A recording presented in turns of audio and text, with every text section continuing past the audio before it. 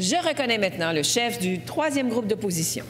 Madame la Présidente, en matière de santé, la priorité du Parti québécois depuis de nombreuses années, c'est le renforcement de la première ligne pour désengorger les urgences. Une des propositions que nous portons avec constance depuis longtemps, c'est la création de cliniques de super-infirmières IPS. Durant son premier mandat, donc de 2018 à 2022, la CAQ s'y est opposée, n'a pas voulu faire ça. C'est seulement en novembre 2022, lorsqu'il y avait une crise dans les urgences, que la CAQ a enfin vu la lumière. J'en étais très heureux parce que c'est dans ma circonscription Camille-Lorrain qu'a vu le jour la première clinique IPS à Montréal. Une annonce en grande pompe faite par la CAQ, mais là, 1 an plus tard, on apprend que les 2 IPS de la clinique démissionnent, claquent la porte parce que la clinique n'a pas les équipements sécuritaires pour fonctionner. Elle dépend des infirmières en agence privée, ce qui crée un tourniquet de personnel constamment. On devait engager 2 à 4 IPS supplémentaires. On ne l'a pas fait. On n'a pas intégré ces 2 infirmières dans les rencontres de gestion, les rencontres décisionnelles. Donc, la CAQ a fait une annonce en faisant aucun suivi et en ne donnant pas les moyens nécessaires pour que cette clinique fonctionne. Les IPS ont été laissées à elles-mêmes. Le premier ministre nous a souvent dit de le juger au résultat.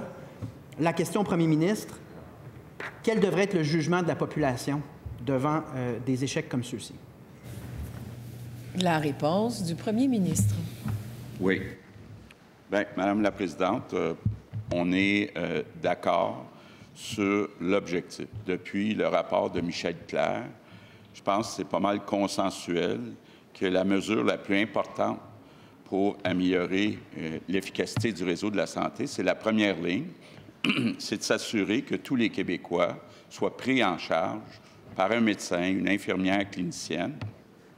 Et depuis l'arrivée de la CAQ, il y a 600 000 Québécois de plus qui sont pris en charge par un médecin, un GMF, une clinique d'IPS. Actuellement, il y a 7 cliniques d'IPS qui fonctionnent bien. Il y a eu 2 démissions d'infirmières. Ce matin, le ministre de la Santé a appelé le responsable de la clinique pour savoir qu'est-ce qui est arrivé avec ces 2 infirmières. Puis je ne peux pas aller trop loin, là, c'est des cas quand même confidentiels, mais le ministre de la Santé est en train de s'assurer qu'on continue à augmenter le nombre de Québécois qui sont pris en charge. Première complémentaire. Bon. Madame la Présidente, le premier ministre et moi sommes d'accord sur le principe, sur l'importance que ça fonctionne. Or, le problème ici, c'est que les 2 IPS ont sonné l'alarme à plusieurs reprises. Elles se sont exprimées. Il ne devrait pas y avoir de surprise du côté du gouvernement.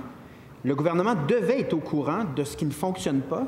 Et là, les démissions ont eu lieu. Donc, simplement, on nous a demandé de juger la CAQ au résultat. Qui prend la responsabilité de ce résultat-là, qui est vraiment navrant, qui est décourageant? La réponse du premier ministre.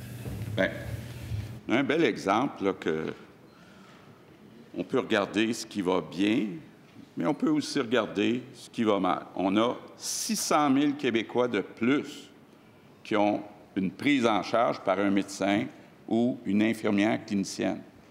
On a un problème avec 2 infirmières. 2 infirmières. Puis, honnêtement, là, je pense que le chef du PQ devait faire attention avant d'aller trop loin sur la situation de ces 2 infirmières. Deuxième complémentaire. Madame la Présidente, je ne vais pas trop loin. Dans l'est de Montréal, le taux d'occupation aux urgences des hôpitaux de Maisonneuve, Rosemont et de Santa Cabrini, c'était 135 mercredi. 135 d'occupation, de capacité. Donc, ce n'est pas un problème théorique, là. La clinique d'IPS ne fonctionne plus. Ces infirmières-là ont levé la main à plusieurs reprises. Et je demande qui prend la responsabilité de cette situation-là, qui va s'assurer qu'on règle ce problème-là rapidement et qu'on écoute ces infirmières. La réponse du premier ministre. Madame la Présidente, actuellement, dans les négociations, on essaie de demander aux syndicats de pouvoir mettre des primes aux endroits où ça ne fonctionne pas. Le syndicat nous répond, si vous mettez des primes, il faut que ça soit mur à mur, partout. Est-ce que le PQ défend les patients ou s'il défend le lobby syndical?